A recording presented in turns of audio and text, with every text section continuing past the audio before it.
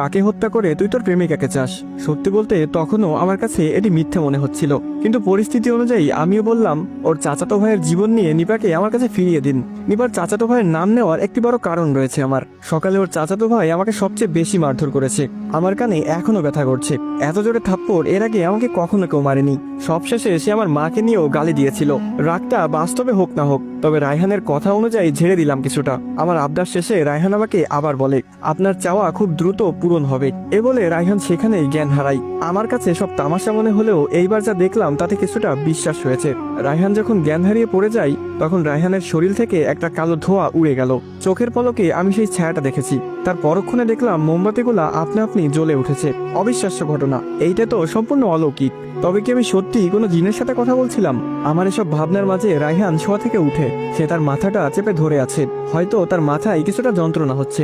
মাথা ধরে উঠে সে আমাকে বলে, শয়তান তোর দাসত্ব হয়েছে, এখন থেকে আর আমাকে লাগবে না।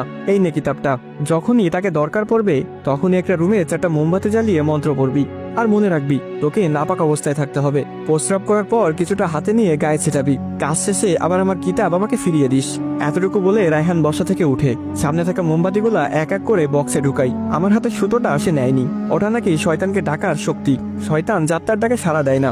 এসব বিভিন্ন কথা বলতে বলতে রায়হান কুফুরি করার সব জিনিস বক্সে ঢুকাই। বক্স খাটের নিচে রেখে বলে, যা বাসায় চলে যা, আর দাওয়াত দিতে যদি ভুলে যাস তাহলে তোর খবর আছে।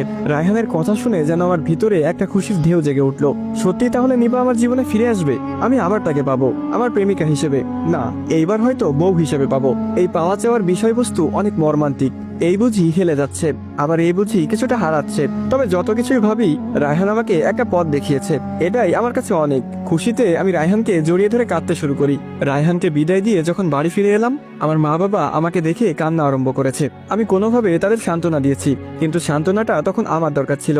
আমার বাবা বললেন, কার জন্য শুধু শুধু মার খেতে গেলি? তোকে পাঠিয়ে দেওয়ার পর নিপার বাবা তাড়াহুড়া করে নিপাকে বিয়ে দিয়ে দেয়। তুই নাকি বিয়েতে ঝামেলা করবি, সেটি নিপা সবাইকে বলেছে। তার বাবা দ্রুত আয়োজন করে বিয়ের কাজ সেরে ফেলে। বাবার মুখে সংবাদটা শুনে আমার মাথায় আকাশ ভেঙে পড়লো। এটি কিভাবে সম্ভব? এটাও কি আমি ঠিক শুনছি? মাথায় কারো হাত বোলানোর স্পর্শে আমার চোখ খোলে।